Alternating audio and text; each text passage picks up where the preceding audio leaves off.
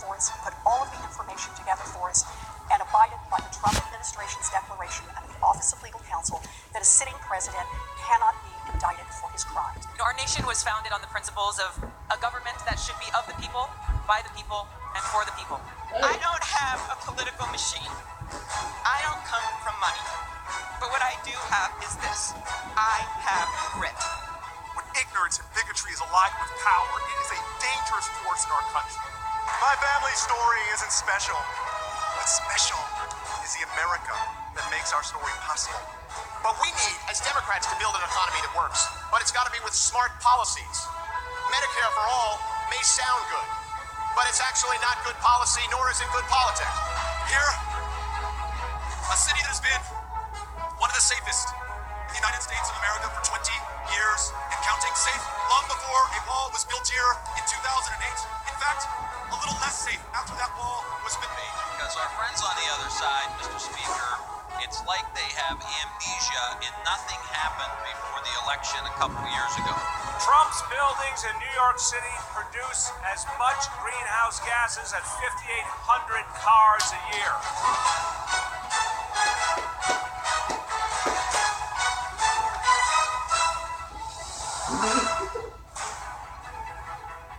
The first Democratic debate, shown on Telemundo, NBC, MSNBC, RJD TV, on YouTube and abroad.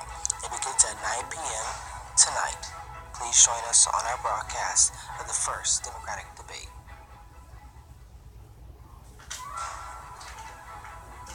Robert Mueller put all of the facts together for us, put all of the information together for us, and abided by the Trump administration's declaration under the Office of Legal Counsel that a sitting president cannot be indicted for his crimes. Our nation was founded on the principles of a government that should be of the people, by the people, and for the people. I don't have a political machine. I don't come from money. But what I do have is this. I have grit. When ignorance and bigotry is allied with power, it is a dangerous force in our country. My family's story isn't special. What's special is the America that makes our story possible. But we need, as Democrats, to build an economy that works. But it's got to be with smart policies. Medicare for all may sound good, but it's actually not good policy, nor is it good politics. Here, a city that has been one of the safest in the United States of America for 20 years and counting, safe long before a wall was built here in 2008. In fact, a little less safe after that wall was built. Because our friends on the other side, Mr. Speaker, it's like they have amnesia and nothing happened before the election a couple years ago. Trump's buildings in New York City produce as much greenhouse gases as 5,800 cars a year.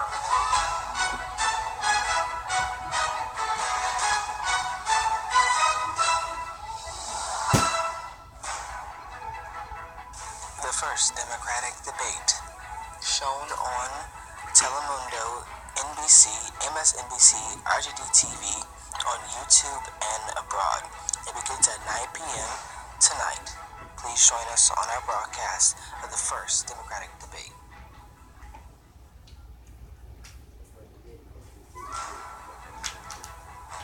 Robert Mueller put all of the facts together for us, put all of the information together for us, and abided by the Trump administration's declaration under the Office of Legal Counsel that a sitting president cannot be indicted for his crimes. Our nation was founded on the principles of a government that should be of the people, by the people, and for the people.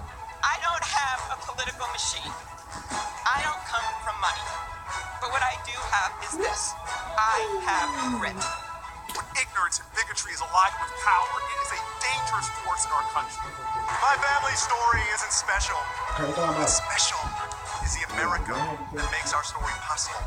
But we need, as Democrats, to build an economy that works. But it's got to be with smart policies. Medicare for all may sound good, but it's actually not good policy, nor is it good politics. Here, a city that has been one of the safest in the United States of America for 20 years and counting, safe long before a wall was built here in 2008. In fact, a little less safe after that wall was built. Because our friends on the other side, Mr. Speaker, it's like they have amnesia and nothing happened before the election a couple years ago. Trump's buildings in New York City produce as much greenhouse gases as 5,800 cars a year.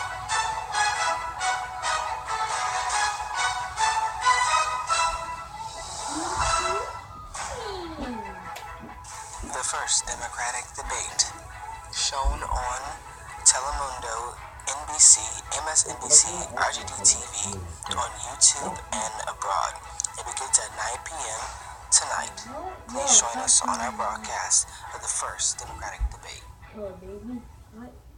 Yo! Mo! Robert Mueller put all of the facts together for us, put all of the information together for us, and abided by the Trump administration's declaration of the Office of Legal Counsel that a sitting president cannot be indicted for his crimes. Our nation was founded on the principles of a government that should be of the people, by the people, and for the people. I don't have a political machine. I don't come from money. But what I do have is this. RJD. I have grit. When ignorance and bigotry is allied with power, it is a dangerous force in our country. My family's story isn't Kobe special. White, you're trash. What's special is the America that makes our story possible. But we need, as Democrats, to build an economy that works. But it's got to be with smart policies. Medicare for all may sound good, but it's actually not good policy, nor is it good politics. Here, a city that has been one of the safest in the United States of America for 20 years and counting, safe long before a wall was built here in 2008. In fact, a little less safe after that wall was built. Because our friends on the other side, Mr. Speaker, it's like they have amnesia and nothing happened before the election a couple years ago. Trump's buildings in New York City produce as much greenhouse gases as 5,800 cars a year.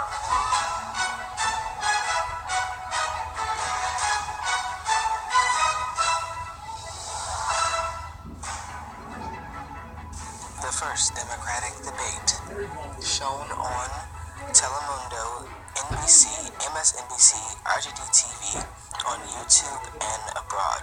It begins at 9 p.m. tonight. Please join us on our broadcast of the first Democratic debate.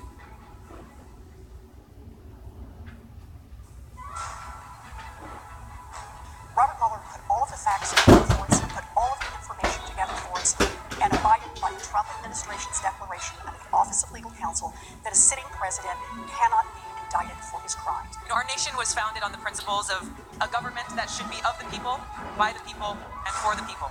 I don't have a political machine. I don't come from money.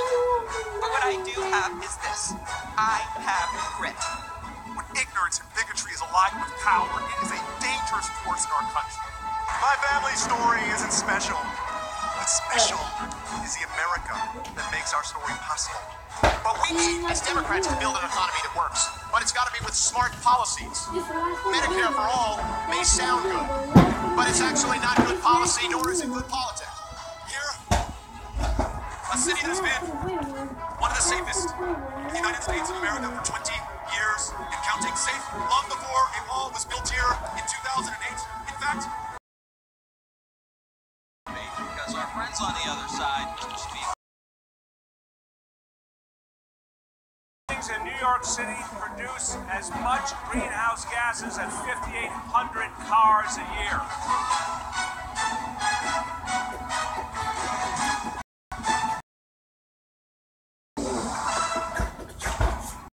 Broadcast of the first Democratic You're debate. not breaking mirrors.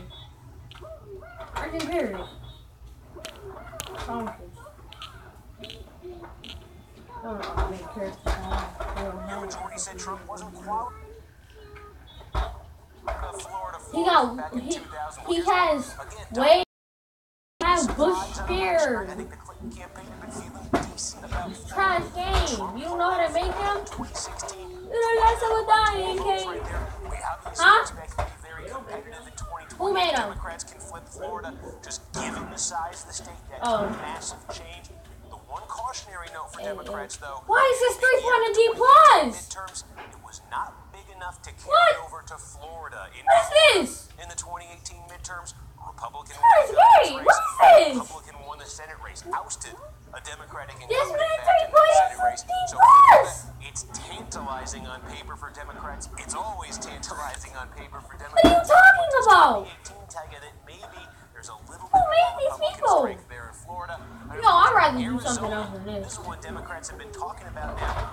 Long-time race to the Democrats think demographically might be trending in their favor. This is a state Democrats did do well in the 2018 midterms, winning a Senate race there, clicking out within 3 points. Democrats hope that there's You're some the last momentum sucker there, win some one. demographic, some political momentum.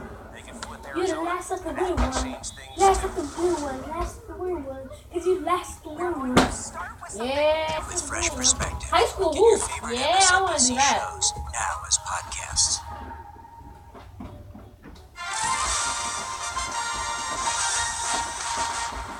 Aside from policy, another way that presidential contenders are hoping to stand out tonight is through their wardrobe. Designer Nina McElmore knows all about power dressing, and she thinks the fixation on appearance could actually be an advantage, especially for the female contenders. We are known to dress Janet Yellen, Billie Jean King.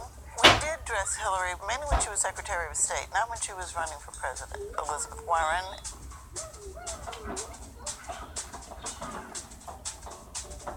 So one of the most important debates that really changed how we think about the impact of television was the famous Kennedy-Nixon debate. When Nixon came in and he chose a lighter colored suit that blended in with the background, Kennedy was in a darker suit. So when you're on television, you need to know what the background's going to be and whether the color that you're wearing is going to blend with the background or conflict with the background. I think it's really interesting that more women are running, but I still think we're so categorized to believe that the guy in the suit with the red tie or the blue tie is powerful. The challenge is that most of our images of leadership still is male. So I think there's a strong unconscious bias for men as leadership roles. Earlier this month, you said she doesn't have, quote, a presidential look. What did you mean by that?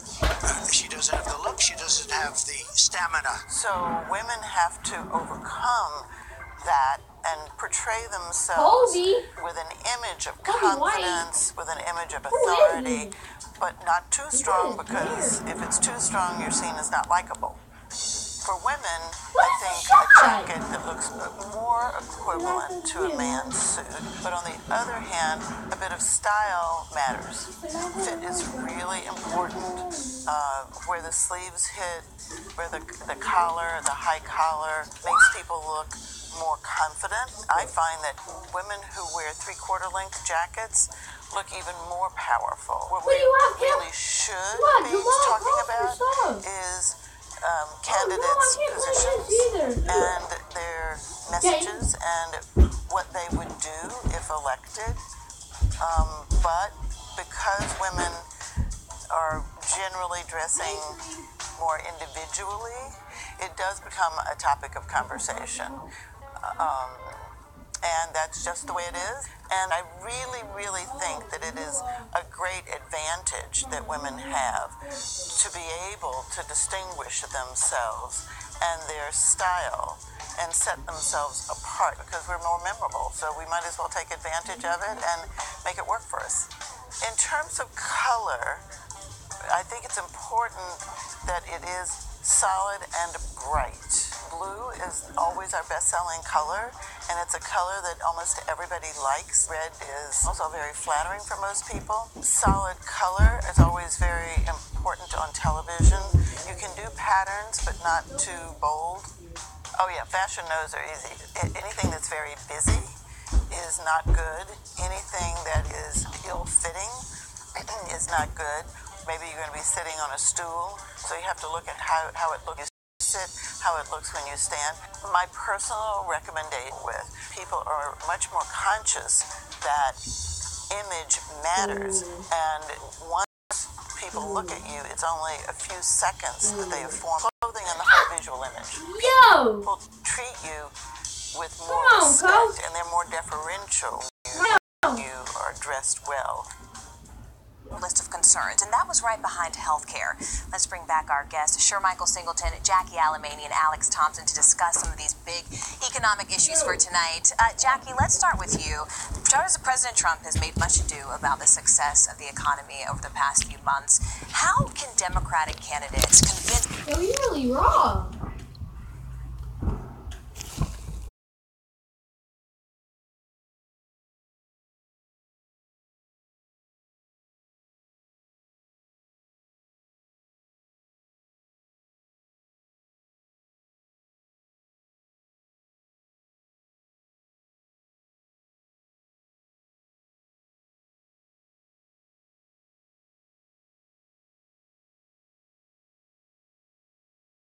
those voters that they should get on board with something like this that? Is my concern about this. You're talking to a very small percentage of voters within the overall Democratic Party. If you do win the general, you're going to have a much broader base of people you're going to have to articulate to. And keep in mind, I mean, presidents, it's difficult to beat them. I think only 3 presidents have lost re-election. Only 3 in the past 100 years. Despite how crazy Donald Trump may be, to be able to run on a strong economy is a very, very big deal. And I think for these Democrats, you don't want to fall into this trap of beating up on each other where you have to bring together all of these various coalitions, factions of groups of people. Some folks may stay home because their guy didn't win, i.e. Bernie Sanders voters, or they may vote for Donald Trump. So while I understand, this very loud, small percentage vocal group within the party, progressives, like this idea of the Green New Deal, you cannot isolate some of those blue-collar voters who we saw in 2016 voted for Donald Trump. The precinct maps in Iowa, Wisconsin, Michigan. Absolutely. And they voted for Obama twice. Don't make the same mistakes again, would be my advice to Democrats. Speaking of those mistakes, Alex, candidate Delaney said that the Green New Deal was as unrealistic as President Trump's promise that Mexico was going to pay for the wall. True or false? Well, Representative Delaney has made, he at first was the moderate candidate where we're all going to get along. In recent months, he's now become the anti-socialist, the anti-Bernie. Anytime that there is a big, bold, progressive proposal like the Green New Deal, Medicare for all, he has gone out of his way to go to progressive audiences and antagonize them. I think almost with an eye to the general election and hoping that there are enough moderate primary voters that will get him there and then make that sort of broad appeal that he was talking about. But if he makes that sort of statement today on this stage, I don't imagine the crowd is going to be cheering. And the question is also what's going to happen with those more moderate candidates like Klobuchar or even Beto coming from his red state background. How are they going to convince these moderates within their party? I want to go back to Dasha Burns, who's watching the debate tonight with a few students from across the country. Dasha, how important is the economy to the students you're speaking with tonight? What are you doing? I mean, it's one of their top issues, and it's hard to talk about the economy without talking about student debt. This is an issue that's only going to have a bigger and bigger impact on the future of this country and on the future of your generation. So, guys, tonight, what do you want to hear from the candidates on this specifically, and how big of a factor is it in who actually gets your vote and gets your support? I think for a lot of us, it's a huge factor in who would get our support, being that we're going to be students, that we're going to be going into this economy looking for jobs in the future. And there's definitely a wide range of opinions on the student debt relief or student debt forgiveness ideas that the candidates have. So I'm going to be looking for them to articulate their plans for student debt. I think it has to be addressed because right now we're sitting at 1.5 trillion debt just from student debt, and not only how they're going to help moving forward with providing free college, free community college for 2 or 4 years, but also what they're going to do with that debt that we have right now, and to avoid that future students get on that debt and that way avoid that they aren't motivated to go to school. Thinking about after college, show of hands, who is thinking about and worried about getting a job after you graduate? Have these candidates done enough to thoughtfully articulate how much they're planning to invest in your futures? No. Can they do that tonight? They have limited time, but give me that! They do that because, the college-age voter base is a huge part of the population, and I think our votes could make a big difference. And it'll require a rethinking of what education even is today. So it'll require going beyond the 4-year college model and then being more inclusive of apprenticeships, of co-ops, of training programs that aren't necessarily based in a university. That's what I think is really important when we're thinking about the economy of the future. It's not all going to be the four-year degree. Yeah, do you want to see more options? I mean, Nathan, you were talking about West Virginia and what the job market is like there. Can you talk a little bit more about that? I mean, the job market there, of course, we've lost all these blue-collar jobs. The fossil fuel and energy industry was hard hit under the 8 years under President Obama, and we're starting to see sort of a revival of those industries under President Trump. And I think it's going to be important that, places like West Virginia, that we see investment in all kinds of training programs. And cost of tuition is something else that is concerning to West Virginians across the board. West Virginia University, where I go, is noted across the country for its cheap tuition, but tuition's going up every year. So, and that sort of goes back into student debt. Are these candidates going to be able to take a look at the cost of school? And like he said, rethinking education, it's going to take all kinds of people from all walks of life, to go to technical school, to go to four-year colleges, and do all these things, because we have white-collar jobs and we have blue-collar jobs. And a place like West Virginia, we're losing both. So I'm going to see how they're going to reinvest the money and figure out how we're going to get places like that on the uptick again. And these are your Dasha, I wanted to ask you a question. I want to address. Right, Dasha, I wanted to jump in because I was fascinated by something that Kristen and Valentina said. Kristen, you talked about communicating the platform, and Valentina, you mentioned Julian Castro, and he's tried some interesting things like going on to radio shows. When you guys talk about the candidates that you like, how are they reaching you successfully? Are you finding them online? Are they having ads on the television? How are you communicating and learning the platforms of the candidates you like? Well, specifically for Julian, he's been really great at using social media. A lot of us get our news not only from social media but online. So he's been great on social media. And what I think it's been great is that, okay, all the candidates are on social media, but he's been great at actually communicating his policy through social media. So of course you get this like 10-15 second videos, but he's been able to squeeze that information in those short videos, short text. And I think that's how he has pulled me closer, actually giving me access to his policy, even if it's just through quick social media videos and texts. And I think it's definitely about striking a balance between kind of establishing a brand and getting more into the nitty-gritty of your policy. So somebody like Beto O'Rourke, who has a great image, who people think is very attractive, great overall branding, versus somebody who's more in-depth about their policy issues, definitely striking that balance is going to be important. I mean, what do you think resonates more to your generation? Is it the brand or is it the substance? The brand draws you in. Right. So you have to have both. Yeah, no one's going to go on any candidate's website, anyone our age, unless they're seeing their brand firsthand. It's going to be hard for any of these candidates to put all of their policies onto social media. On Twitter, you can only use so many characters, but what they can do is get enough support and interact with people, especially young people, and get them interested enough to maybe say, why don't I go on this person's website and actually go deeper into what they're trying to do. But I also feel like we are the generation that's very much focused on policy as well, and that's kind of what makes us different from the rest of our parents' generation. We want specific answers for specific questions, bringing up that point again about how the Democratic Party likes to pander to a lot of those within the African American community, which is a very big reason why Hillary Clinton ended up losing that presidential election. A lot of people are fed up with politicians saying one thing and then doing something else inside of the office. Right, so they'll have to tell us who they are tonight and bring that substance, and we'll be watching for it. Morgan? Substance and style. Thank you so much, Dasha, and thank you guys for joining us right here on NBC News Now.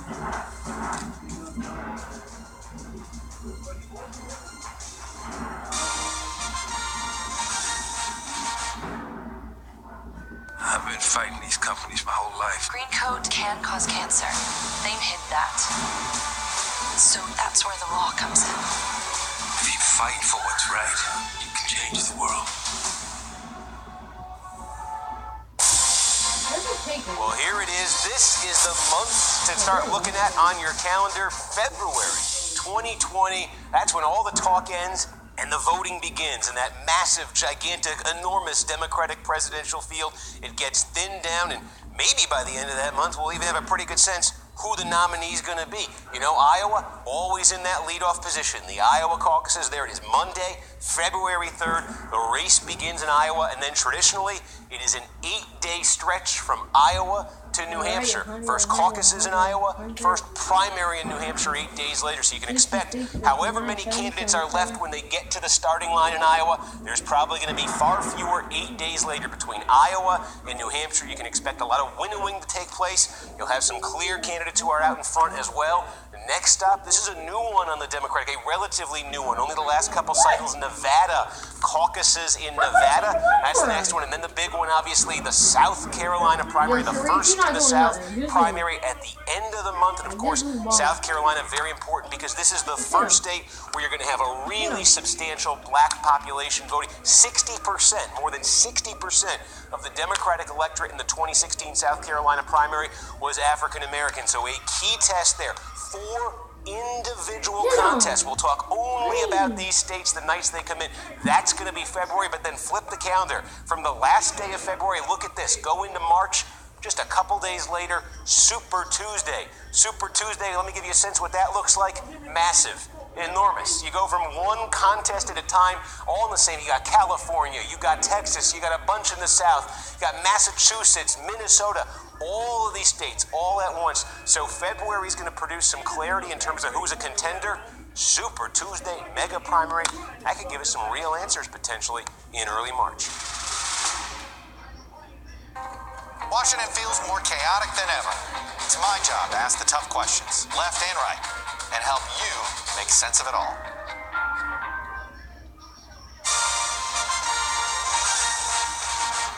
Throughout the years, many candidates have taken to the primary debate stage to try and sell their message to the American people. While some of them have succeeded, others faded into the background, or they made critical faux pas.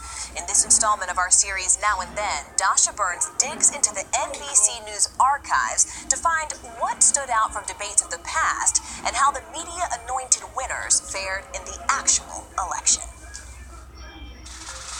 Let's put the historical lens on presidential debates, specifically primary debates. Let's dig into the archives to see what history says about how much the big moments from these events actually stick.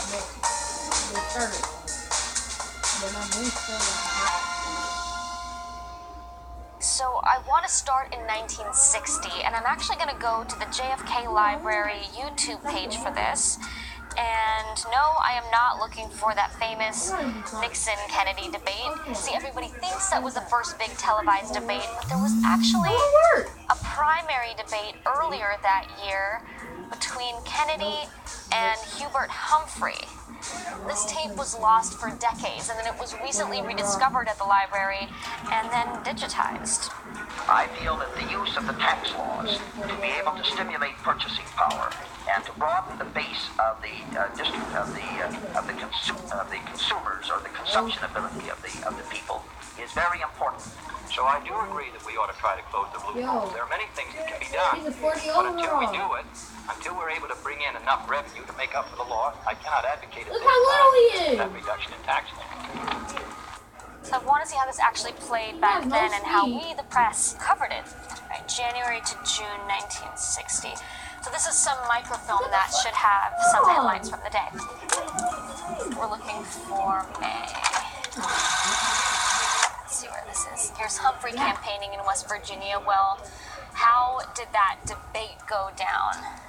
From that night, actually, it says, Senator Kennedy more effective in TV debate. It says, the New Englander went into the first television debate of the presidential primary campaign as the underdog, and he still is. But the general impression here tonight is that he made a more vivid and effective presentation of his case. He wasn't much of an underdog for long, and this debate was a pretty good bellwether. You probably know the rest. He went on to debate Richard Nixon in a face-off he famously won, and then beat him in the general. Alright, so now I'm looking for some footage from 1972, and this stuff is actually on film. Yes, real film, and this is NBC's film library, where we digitize old film footage. Here we go, March 1972, New Hampshire. Alright, why don't we check this one out, please? So this was the first big televised debate since the 1960 election. Yeah, over a decade passed before candidates would debate on broadcast television again. Critics thought they were kind of useless.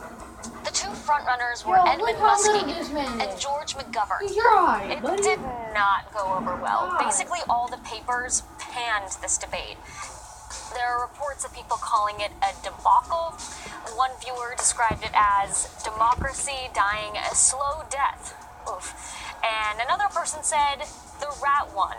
They're referring to an actual moment in the debate when one of the candidates pulled out a rubber rat. Yeah. So George McGovern wound up getting the nomination, but he ultimately lost to Nixon and kind of got lost to history too.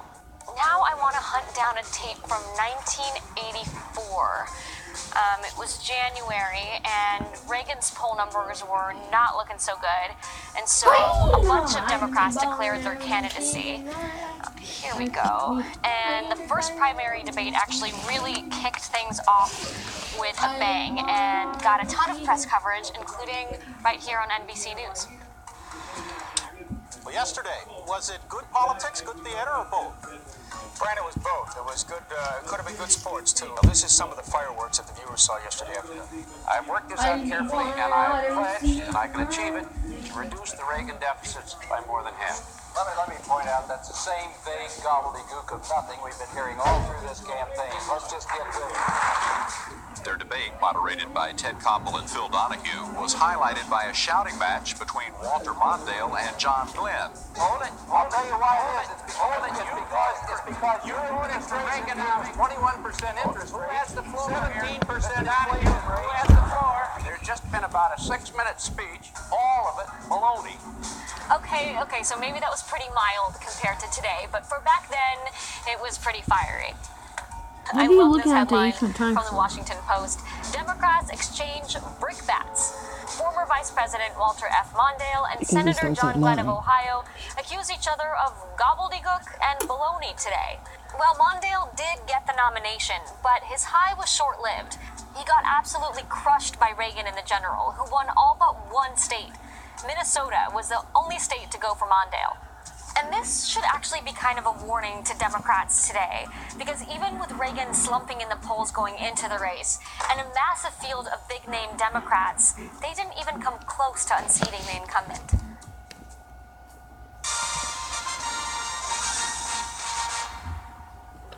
The first Democratic presidential debate, 2 nights that will make history. Tonight, Warren, O'Rourke to break through. Then tomorrow, Biden, Sanders, Buttigieg, and Harris battle it out with 6 others. The first Democratic debate, moderated by Lester Holt, Savannah Guthrie, Jose Diaz-Balart, Chuck Todd, and Rachel Maddow. Tonight and tomorrow at 9 Eastern on NBC, MSNBC, and Telemundo. Out from the closet. There's only so long you can treat people that way before they decide enough is enough. Into the streets. Stonewall was a spark. The Gay Liberation Front was the torch. This was the Rosa Parks moment for gay people. 50 years later, the battle goes on. LGBTQ history. It's not a straight line. It's 3 steps forward, 2 steps back sometimes. Rebellion, Stonewall, Sunday at 9 on MSNBC. Good evening, everyone. Breaking news tonight from Washington. Lester Holt. Reporting from here on the ground. We begin tonight with the story. It sounds like a jet airplane up there, but that is fire. Asking the questions you would ask. What's it like flying into the hurricane zones? Never seen anything like it. Giving the context you need. Let's talk about the MAX. How do you convince a skittish past to get on this airplane? Lester Holt. We've met a lot of great people doing a lot of great things in their community. The most trusted TV news anchor in America. That's Nightly News. I'm Lester Holt. A very busy news day. Today's high-stakes confrontation. Let's go live to the border where our colleagues... Exclusive video. The country's top intelligence officials testifying. NBC News gets an exclusive look inside. Live here at the nation's capital. There's now an open investigation. Blockbuster new reporting today on this... This is the deadliest school shooting. The Supreme Court upheld the revised version. Well, this new report comes amid a staggering amount of news. Breaking news tonight exclusively here on NBC News was first out with this scoop It's been today. an extraordinary night watching this develop. So, a lot to talk about.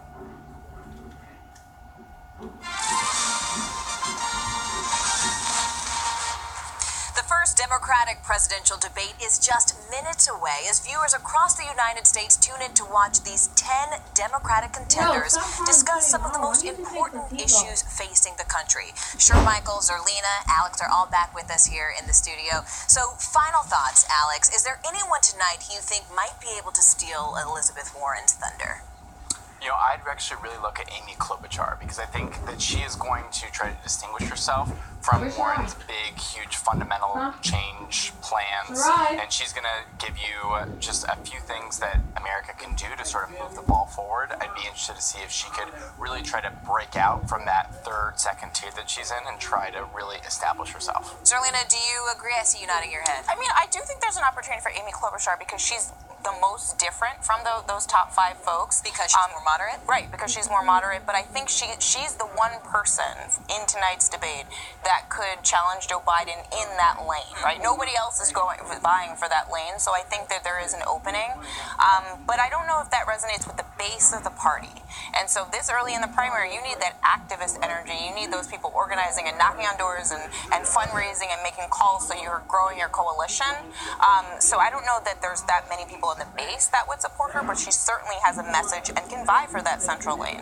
Michael, how do you feel about that so-called activist energy? Who should the contenders be speaking to tonight? You know, look, I think Julian Castro will do very well, and I'll tell you why. Members of the Hispanic diaspora of people, they are the fastest growing minority group in this country. And as we saw in 2018, they're mobilizing, they're learning the political process, they're becoming more engaged and involved. And I'm looking forward to seeing what policies that he will actually try to talk about as being as concise as possible, that not only will benefit Hispanics, but also African Americans, sort of bringing those groups together, which I think is pivotal. Which issue specifically? I think criminal justice reform, which also impacts Hispanics. I also think voting, that also impacts Hispanics, education, and healthcare. Those 4 issues I think are very pivotal that both groups could look at and say, you know what, I'm black, but I agree with my Hispanic brothers and sisters on this. This is an issue that impacts us both, and I think you'll be able to do that tonight. And also, where do we stand as Americans, right? That's right. We see a live picture here of those candidates now taking the stage, and as we mentioned earlier, they're taking their positions at the podium based on where they fell in the most recent poll. As a final thought, Zerlina, is there anything that we should be looking for tonight, or even asking ourselves as citizens while we're watching? I think that I'm going to be listening in for talk about reproductive health care.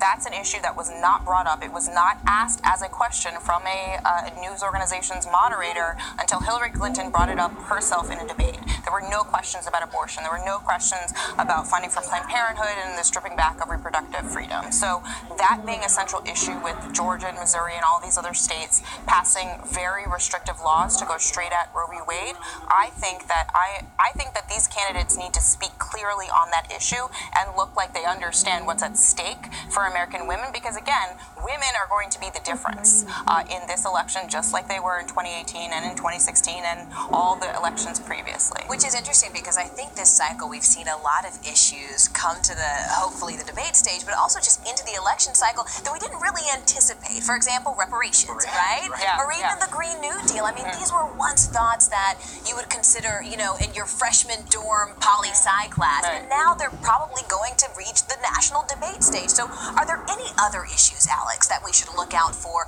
or listen for that maybe haven't been discussed or even reported?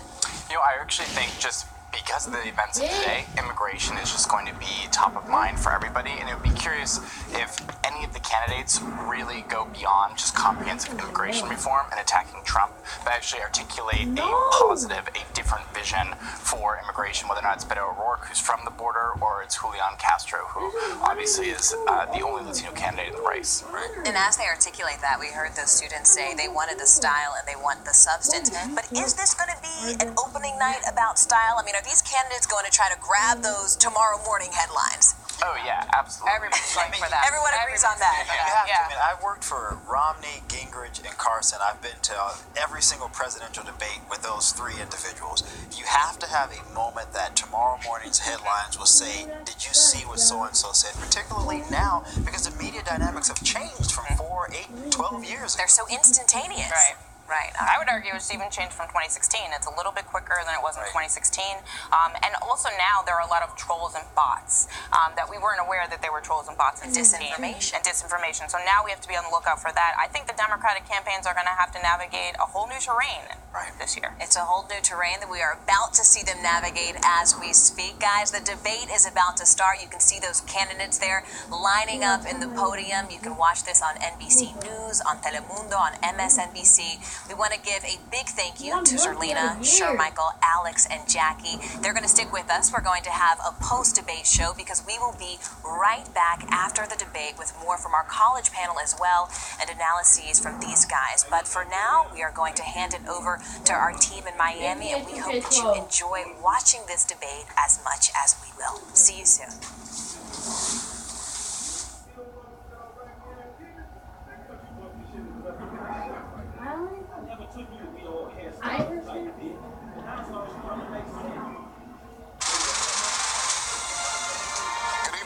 I'm Lester Holt, and welcome to the first Democratic debate in the 2020 race for president. Hi, I'm Savannah Guthrie, and tonight it's our first chance to see these candidates go head-to-head on stage together. We'll be joined in our questioning tonight by our colleagues, Jose Diaz-Balart, Chuck Todd, and Rachel Maddow. Voters are trying to nail down where the candidates stand on the issues, what sets them apart, and which of these presidential hopefuls has what it takes. Well, now it's time to find out. Tonight, round one. New Jersey Senator Cory Booker, former Housing Secretary Julian Castro, New York City Mayor Bill de Blasio, former Maryland Congressman John Delaney, Hawaii Congresswoman Tulsi Gabbard, Washington Governor Jay Inslee, Minnesota Senator Amy Klobuchar, former Texas Congressman Beto O'Rourke, Ohio Congressman Tim Ryan, and Massachusetts Senator Elizabeth Warren. From NBC News, Decision 2020, the Democratic Candidates Debate. Live from the Adrian Arch Performing Arts Center in Miami, Florida.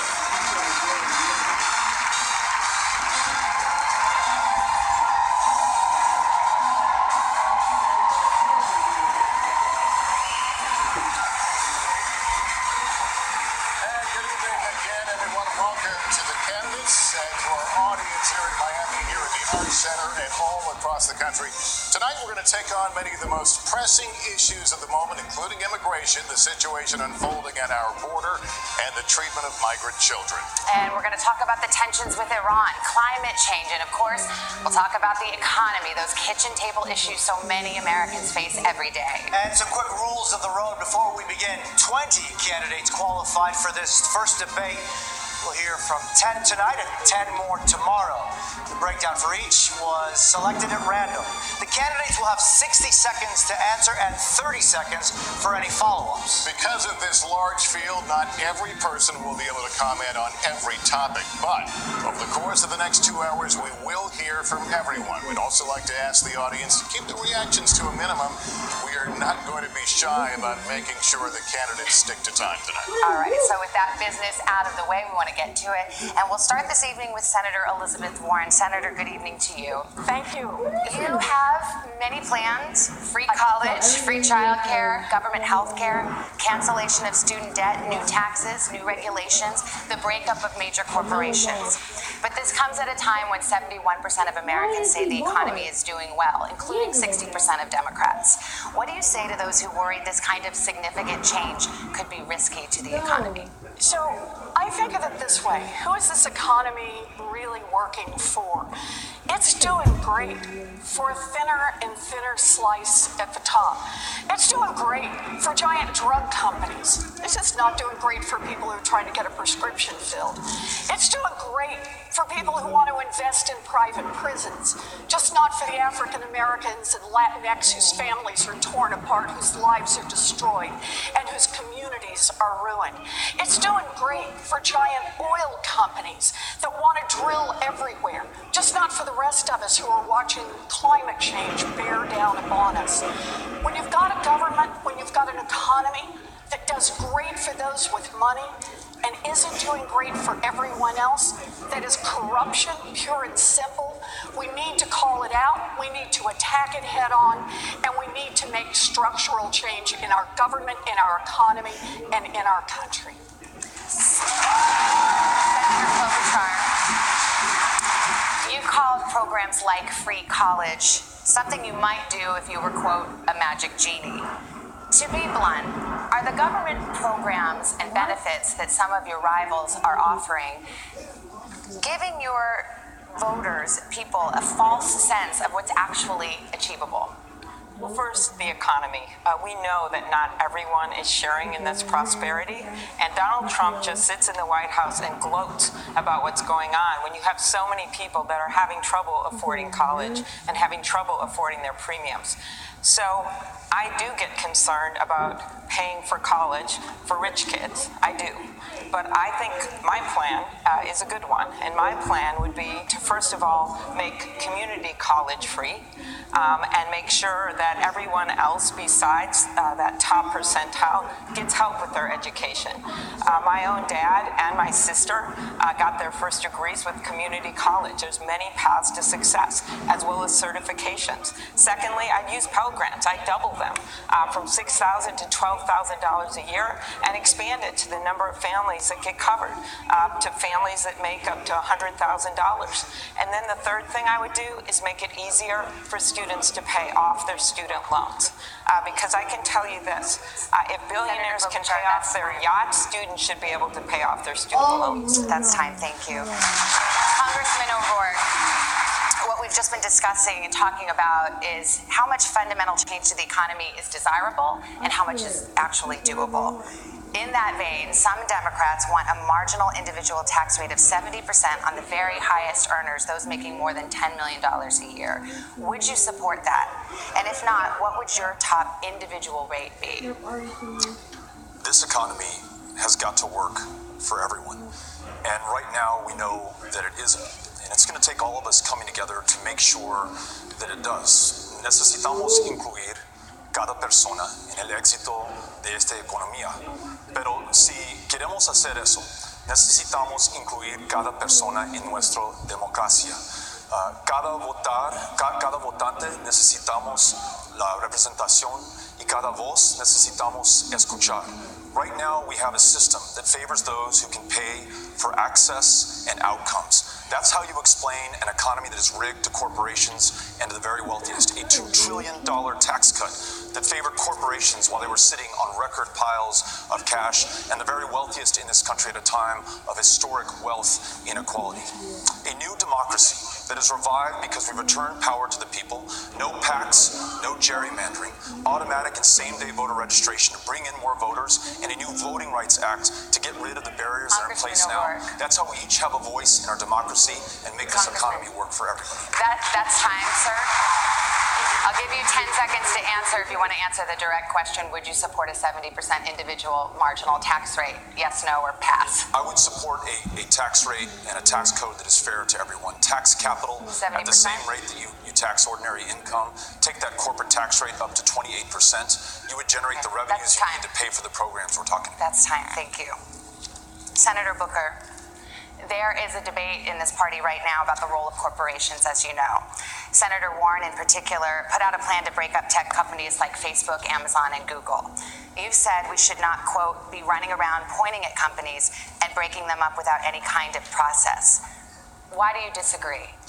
I don't think I disagree. I think we have a serious problem in our country with corporate consolidation. And you see the evidence of that in how dignity is being stripped from labor. And we have people that work full-time jobs and still can't make a living wage. We see that because consumer prices are being raised by pharmaceutical companies that often have monopolistic holds on drugs. And you see that by just the fact that this is actually an economy that's hurting small businesses and not allowing them to compete. One of the most aggressive bills in the Senate to deal with corporate consolidation is mine about corporate consolidation in the ag sector. So I feel very strongly about the need to check the corporate consolidation and let the free market work. And I'll tell you this, I live in a low-income black and brown community. I see every single day that this economy is not working for average Americans. The indicators that are being used from GDP to Wall Street's rankings is not helping people in my community. It is about time that we have an economy that works for everybody, not just the wealthiest in our nation. But quickly, Senator Booker, you did say that you didn't think it was right to name names, to name companies and single them out, as Senator Warren has briefly. Why is that? Well, again, I will single out companies like Halliburton or Amazon that pay nothing in taxes and our need to change that. And when it comes to antitrust law, what I will do is, number one, appoint judges that will enforce it. Number two, have a DOJ and a Federal Trade Commission that will go through the processes necessary to check this kind of corporate concentration. At the end of the day, we have too much of a problem with corporate power growing. We see that with everything from Citizens United and the way they're trying to influence Washington. It's about time that we have a president that fights for the people in this country. That's time, who sir. need to have someone that's a champion for them. Thank you, Senator. Senator Warren, I mentioned you. Are you picking winners and losers? So the way I understand this is there is way too much consolidation now in giant industries in this country. That hurts workers, it hurts small businesses, it hurts independent farmers, it hurts our economy overall, and it helps constrict real innovation and growth in this economy. Now look, we've had the laws out there for a long time to be able to fight back. What's been missing is courage. Courage in Washington to take on the giants. That's part of the corruption in this system.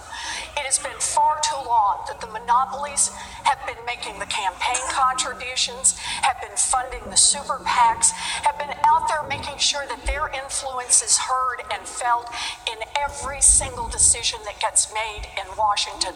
Where I want to start this is I want to return government to the people, and that means calling out the names of the monopolies and saying, I have the courage to go after them. Thank you. Secretary Castro, the next question is for you. Democrats have been talking about the pay gap for decades. What would you do to ensure that women are paid fairly in this country?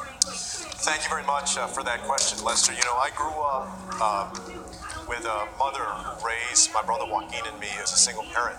And I know what it's like to struggle. I know what it's like to rent a home and to worry about whether you're going to be able to pay the rent at the first of the month, and to see a mom work very, very hard and know that moms across this country are getting paid less simply because they're women. I would do several things, starting with something we should have done a long time ago, which is to pass the Equal Rights Amendment finally in this country, and also pursue legislation so that women are paid equal pay for equal work in this country. It's past time that we did that.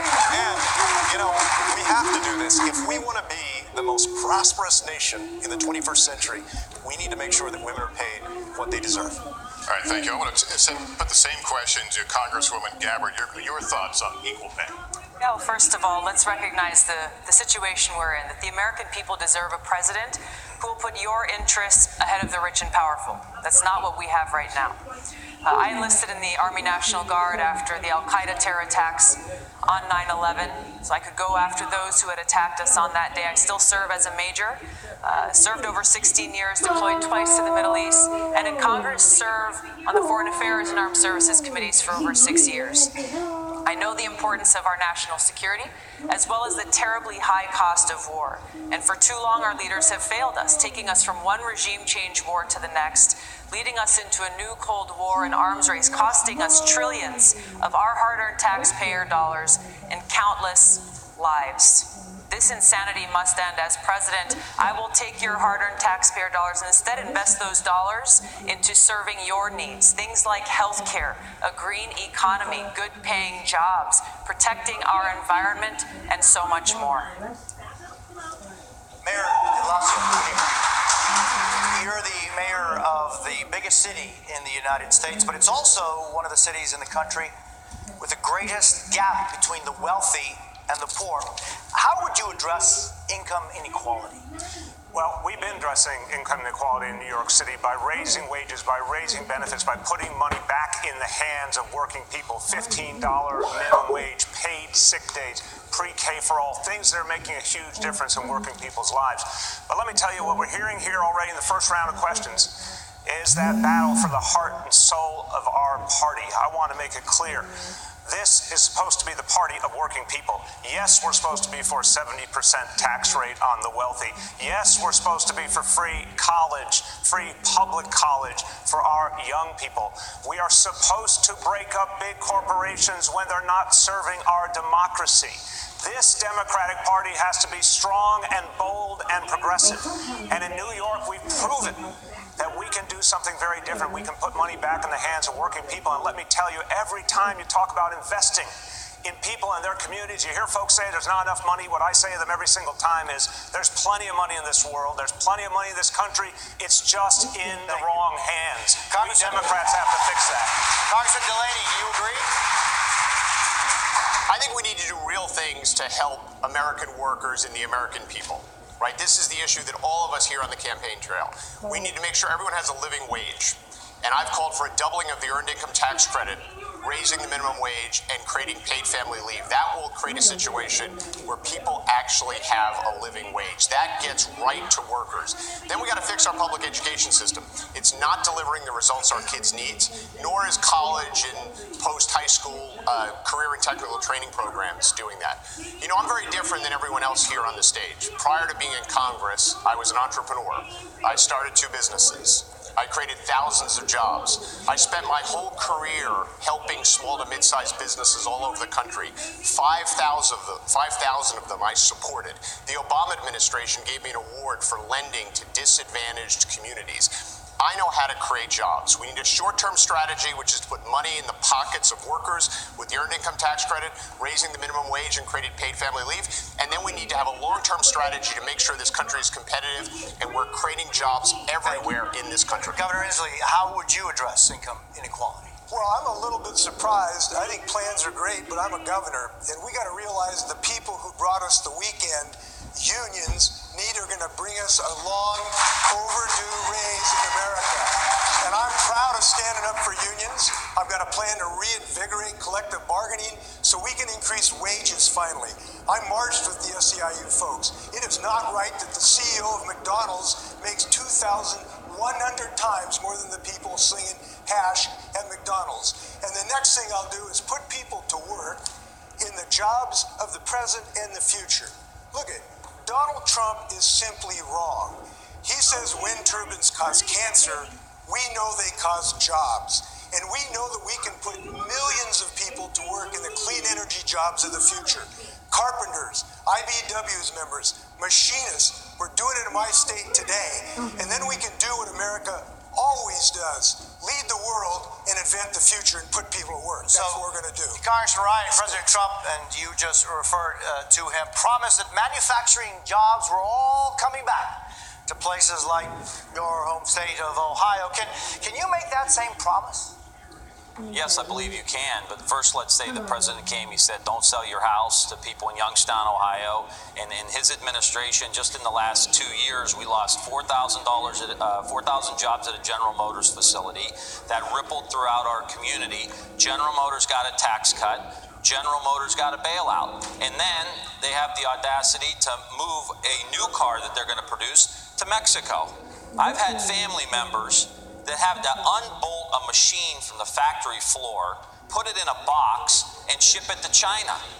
My area where I come from in Northeast Ohio, this issue we're talking about here, it's been going on 40 years. This is not a new phenomenon in the United States of America. The bottom 60% haven't seen a raise since 1980. Meanwhile, the top 1% control 90% of the wealth. We need an industrial policy saying we're going to dominate building electric vehicles. There's going to be 30 million made in the next 10 years. I want half of them made in the United States. I want to dominate the solar industry. Thank you. Manufacture those here in the United States. Senator Warren, are they coming back? Are these jobs coming back? So we've had an industrial policy in the United States for decades now, and it's basically been let giant corporations do whatever they want to do. Giant corporations have exactly one loyalty, and that is to profits. And if they can save a nickel by moving a job to Mexico or to Asia or to Canada, they're going to do it. So here's what I propose for an industrial policy. Start with a place where there's a real need. There's going to be a worldwide need for green technology, ways to clean up the air, ways to clean up the water. And we can be the ones to provide that. We need to go tenfold in our research and development on green energy going forward. And then we need to say, any corporation can come and use that research. They can make all kinds of products from it, but they have to be manufactured right here in the United States of America. And then we have to double down and sell it around the world. There's a $23 trillion market coming for green products. We should be the leaders and the owners, and we should have that 1.2 million manufacturing jobs here in America. We can do this. All right, we're going to turn to the issue of healthcare right now. I'm really trying to understand where there may or may not be daylight between you. Many people watching at home have health insurance coverage through their employer. Who here would abolish their private health insurance in favor of a government-run plan? Just a show of hands to start off with. All right, well, Senator Klobuchar, let me put the question to you. You're one of the Democrats who wants to keep private insurance in addition to a government health care plan.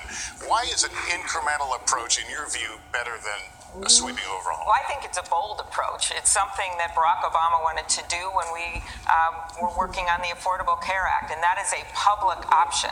I am just simply concerned about kicking half of America off of their health insurance in 4 years, which is exactly what this bill says. So let me go on beyond that. There's a much bigger issue in addition to that, and that is pharmaceuticals. The president literally went on TV on Fox and said that people's heads would spin when they see how much he would bring down pharmaceutical prices. Instead, 2,500 drugs have gone up in double digits since he came into office. Instead, he gave $100 billion in giveaways to the pharma companies. For the rest of us, for the rest of America, that's what we call at home, all foam and no beer. We got nothing out of it. And so my proposal is to do something about pharma, to take them on, to allow negotiation under Medicare, to bring in less expensive drugs from other countries. And pharma thinks they own Washington. Well, they don't own me. Your time is up. Thank you. Senator Warren, you signed on to Bernie Sanders' Medicare for All plan. It would put essentially everybody on Medicare and then eliminate private plans that offer similar coverage. Is that the plan, the path that you would pursue as president? So yes, I'm with Bernie on Medicare for All, and let me tell you why. I spent a big chunk of my life studying why families go broke. And one of the number one reasons is the cost of health care, medical bills. And that's not just for people who don't have insurance, it's for people who have insurance. Look at the business model of an insurance company. It's to bring in as many dollars as they can in premiums and to pay out as few dollars as possible for your health care. That leaves families with rising premiums, rising co-pays, and fighting with insurance companies to try to get the health care that their doctors say that they and their children need. Medicare for All solves that problem. And I understand there are a lot of politicians who say, oh, it's just not possible, we just can't do it, it's have a lot of political reasons for this. What they're really telling you is they just won't fight for it. Well, healthcare is a basic human right, and I will fight for basic human rights. Congressman O'Rourke, when you ran for Senate, you also praised a bill that would replace private insurance. This year, you're saying you're no longer sure. Can you explain why? My goal is to ensure that every American is well enough to live to their full potential because they have health care. In Laredo, Texas, I met a young man, 27 years old, told me that he'd been to a doctor once in his life, and on that visit, he was told he had diabetes, he was told he had glaucoma, and he was told, untreated because he doesn't have health care, he'll be dead before the age of 40. So getting to guaranteed, high-quality, universal health care as quickly and surely as possible has to be our goal. The ability to afford your prescriptions and go to a primary care provider, the ability to see a mental health care provider. In Texas, the single largest provider of mental health care services is the county jail system today. And healthcare also has to mean that every woman can make her own decisions about her own body and has access to the care that makes that possible. Our plan says that if you're uninsured, we enroll you in Medicare. If you're insufficiently insured, you can't afford your premiums, we enroll you in Medicare. But if you're a member of a union that negotiated for a health care plan that you like because it works for you and your family, you're able to keep it. We preserve choice by making sure that everybody has time is up, Congressman, but I do want to ask a follow-up on this one. Just to be very clear, I'll give you 10 seconds. Would you replace private insurance? No, I think that choice is fundamental to our ability to get everybody.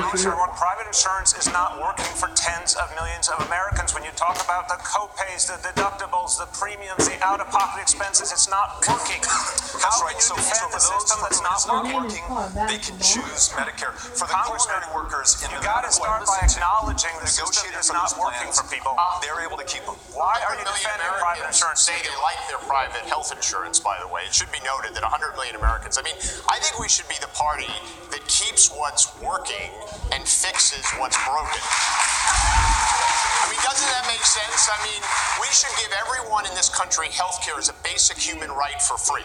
Full stop. But we should also give them the option to buy private insurance. Why do we have to stand for taking away something from people? And also, it's bad policy. If you go to every hospital in this country and you ask them one question, which is how would it have been for you last year if every one of your bills were paid at the Medicare rate? Every single hospital administrator said they would close. And the Medicare for All bill requires payments to stay at current Medicare rates. So to some extent, we're basically supporting a bill that will have every hospital closed. I mean, my dad was a union electrician. Right, I actually grew up in a working class family. He loved the health care that the IBEW gave him. And I just always think about my dad and anything I would do from a policy perspective. He'd look at me and he'd say, good job, John, for getting health care for every American. But why are you taking my health care I've let this play out a little bit because I'm fascinated to hear the daylight between you. Congressman Gabbard, Yes. weigh in here. I think we're talking about this in the wrong way. You're talking about one bill over another bill. Really what we're talking about is our objective, making sure that every single sick American in this country is able to get the health care that they need. I believe Medicare for All is the way to do that. I also think that employers will recognize how much money will be saved by supporting a Medicare for All program, a program that will reduce the administrative costs, reduce the bureaucratic costs, and make sure that everyone gets that quality health care that they need. I also think if you look at other countries in the world who have universal health care, every one of them has some form of a role of private insurance. I think that's what we've got to look at, taking the best of these ideas, but making sure unequivocally that no sick American goes without getting the care that they need, regardless of how much or little money they have in their pocket. Congresswoman, let me turn to Senator Booker on this. Senator Booker, explain to me where you are. This is hugely important to people, so tell us where you are. I absolutely will. First of all, we're talking about this as a healthcare issue, but in communities like mine, low-income communities, it's an education issue because kids who don't have healthcare are not going to succeed in school. It is an issue for jobs and employment because people who do not have good healthcare do not succeed at work. It's even a retirement issue because in my community, African Americans have a lower life expectancy because of poorer healthcare. And so where I stand is very clear. Healthcare is not just a human right, it should be an American right. And I believe the best way to get there is Medicare for All. But I have an urgency about this. When I am president of the United States, I'm not going to wait. We have to do the things immediately that are going to provide better care. And on this debate, I'm sorry. There are too many people profiteering off of the pain of people in America, from pharmaceutical companies to insurers. Literally, the overhead for insurers that they charge is 15%. Medicare's overhead is only at 2%. We can do this better, and every single day I will be fighting to give people more access and more affordable costs until we get to my goal, which is every American having health care. I want to move back, if I can, to Congressman Gabbard. And that is that the insurance companies last year alone sucked $23 billion in profits out of the healthcare system. $23 billion, and that doesn't count the money that was paid to executives, the money that was spent lobbying Washington. We have a giant industry that wants our healthcare system to stay the way it is, because it's not working for families, but it sure as heck working for them. It's time for us to make families come first. It should not be an option in the United States of America for any insurance company to deny women coverage for their exercise of their right of choice. I am the only candidate here who has passed a law protecting a woman's right of reproductive health and health insurance. and I'm the only candidate who has passed a public option. And I respect everybody's goals and plans here. But we do have one candidate that's actually advanced the ball. And we got to have access for everyone. I've done it as a public option. Senator Klobuchar, I want to give you. I'm fascinated by this, Senator Klobuchar. I just want to say there's 3 women up here that have fought pretty hard for a woman's right to choose. So I'll start with that. And then I just want to make very clear, I think we share the goal of universal health care. And the idea I put out there, the public option, which the governor was just talking about, this idea is that you use Medicare or Medicaid without any insurance companies involved. You could do it either way. And the estimates are 13 million people would see a reduction in their premiums. 12 more million people would get covered. So I think it is a beginning and the way you start and the way you move to universal health care. Secretary Castro, this one is for you. All of you on stage support a woman's right to an abortion. You all support some version of a government health care option. Would your plan cover abortion, Mr. Secretary? Yes, it would. I don't believe only in reproductive freedom. I believe in reproductive justice. And what that means is that just because a woman, or let's also not forget, someone in the trans community, a trans female, is poor, doesn't mean they shouldn't have the right to exercise that right to choose. And so I absolutely would cover the right to have an abortion. More than that, everybody in this crowd and watching at home knows that in our country today, a person's right to choose is under assault in places like Missouri, in Alabama, in Georgia.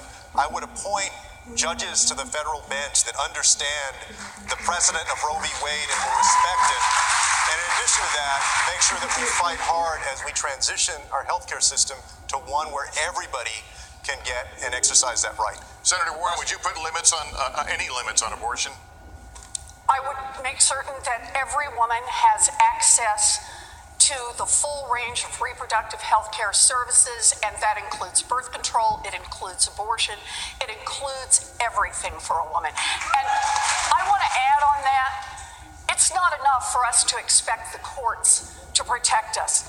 47 years ago, Roe versus Wade was decided, and we've all looked to the courts all that time as state after state has undermined Roe, has put in exceptions, has come right up to the edge of taking away protection. Time is up, Senator.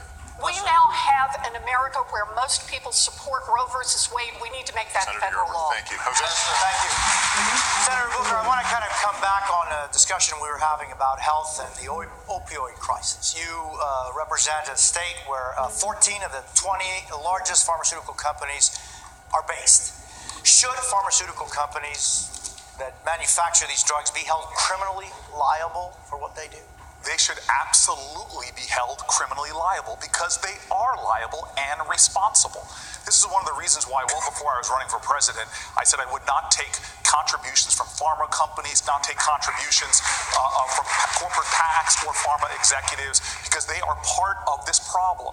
And this opioid addiction in our country, we in cities like mine have been seeing how we've tried to arrest our way out of addiction for too long.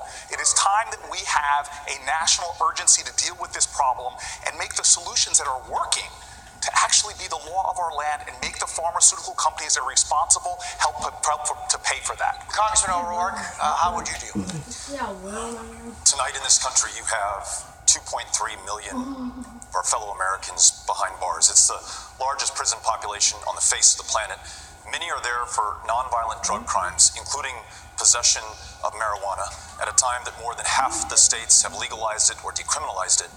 And yet, despite what Purdue Pharma has done, their connection to the opioid crisis and the overdose deaths that we're seeing throughout this country, they've been able to act with complete impunity and pay no consequences, not a single night in jail. Unless there's accountability and justice, this crisis will continue. In my administration, we will hold them to account. We will make sure that they pay a price, and we will help those who've been victims of this malfeasance in this country, get them treatment and long-term care. I know immigration is on a lot of your minds here, and I want to talk about it. We're going to talk about it in a moment. We need to take a break. We'll be back with more from Miami after this.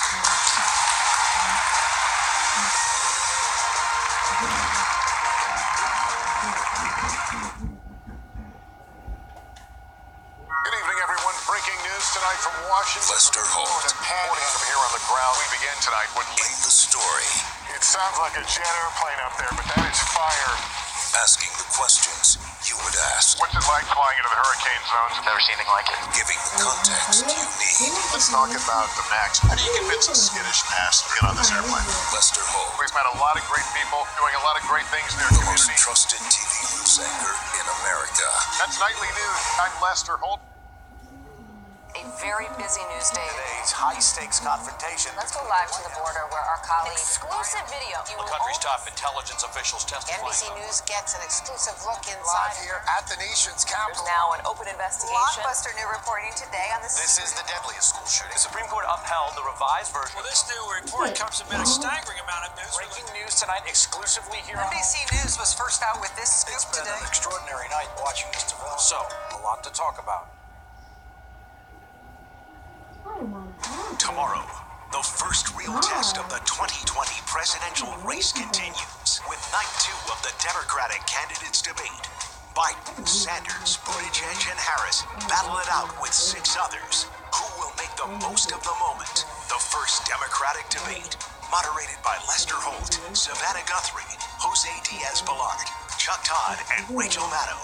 Tomorrow at 9 Eastern on NBC, MSNBC, and Telemundo.